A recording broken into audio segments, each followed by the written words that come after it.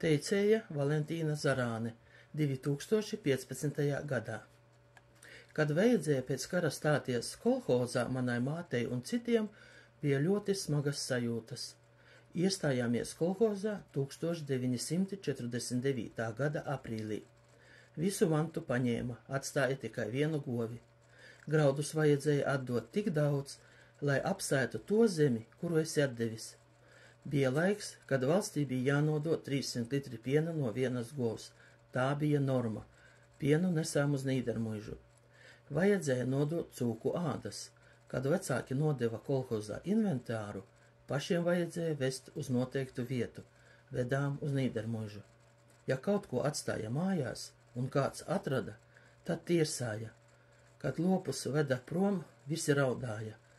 Tika katram piešķirts pushektārs zemes, bet ne visiem. Kuriem bija liels pagalms, tiem samazināja līdz 0,4 hektāriem. Sienu saviem lopiem pļāvām pa grāvjiem. Ja veda sienu no citas vietas un satika priekšsēdētāju, priekšsēdētājs vezumu apgāza. Vīru satiku tepat kaimiņos, viņš bija kolhoza priekšsēdētājs. Tad kolhozi bija mazi, pa sāģām. Viņš bija Bramaņu sāģas kolhoza priekšsēdētājs. Kad beidzu Pelēču 7-gadīgo skolu, kolhozā strādāju par slaucēju.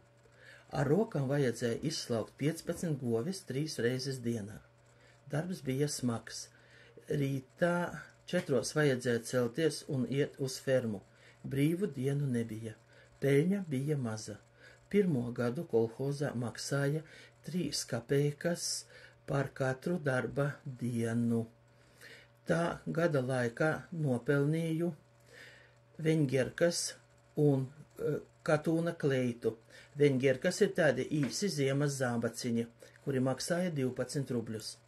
Tā bija gada peļņa, kuru maksāja 1 reizi gadā. Brālis strādāja par traktoristu un šoferi. Vēlāk sāka būvēt jaunas fermas. Pietrūka strādnieku, veda no Krievijas, Baltkrievijas un Ukrainas. Vēlāk algu maksāja katru mēnesi. Jā, tas jau bija liels prieks. Vēlāk kolhozā sāka rīkot balles, ludziņas spēlējām, mācīja skolotāja Vanaga. Uzstājāmies tepat, dažreiz kaimiņu kolhozā komjaunietis.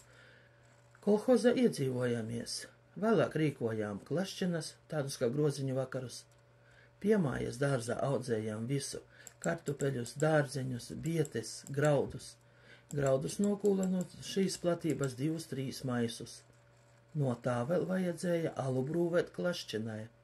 Klašķinas notika svētkos.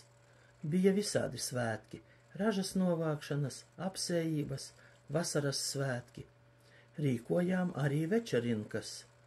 Sarunā kāda sāģa saiet kādā šķūnī, izpušķo to un dejo. Nākamajā reizē citā vietā. Senas dejas arī dejojām, un mūsu vecāki vēl dejoja deju Padaspanis.